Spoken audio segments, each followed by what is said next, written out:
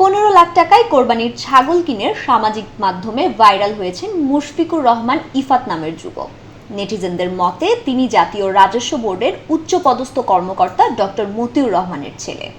সামাজিক মাধ্যমে সমালোচনার পর মতিউর রহমান দাবি করেন ইফাত তার সন্তান নয়। ওয়ালটন ফ্রিজ কিনে অনেকের মতো আপনিও হয়ে যেতে পারেন মিলেনিয়াল। সেরা পণ্যের সেরা অফার।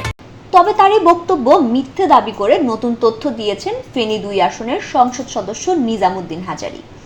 বেসরকারি একটি টেলিভিশনকে দেওয়া এক সাক্ষাৎকারে তিনি জানান ইফাত তার মামাতো বোনের সন্তান, আর মতিউর রহমানই তার বাবা।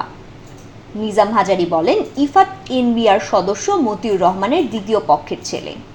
ধারণা করছি রাগ করে মতিউর রহমান ইফাতের সঙ্গে সম্পর্ক অস্বীকার করেছেন।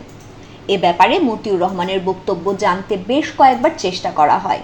তার মুঠোফোনে একাধিকবার কল করা হলেও তিনি সাড়া দেননি।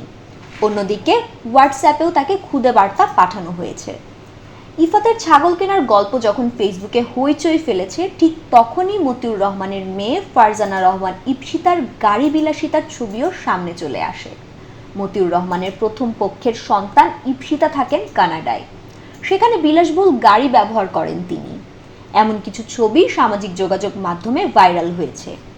এছাড়াও মতিউর রহমান ইফাতকে নিজের সন্তান হিসাবে অস্বীকার করলেও তার সঙ্গে কিছু পারিবারিক ছবি সামাজিক যোগাযোগ মাধ্যমে প্রকাশ করে বলা হচ্ছে ইফাত মতিউর রহমানেরই সন্তান।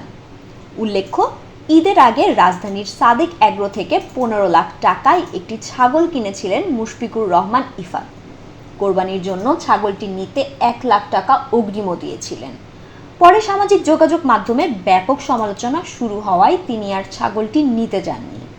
এরপর তার বাবার পরিচয় নিয়ে নানা আলোচনার মধ্যে মতিউর রহমান দাবি করেন ইফাত তার সন্তান নয়। ফাহমিদা সৃষ্টি, মানবজমিন।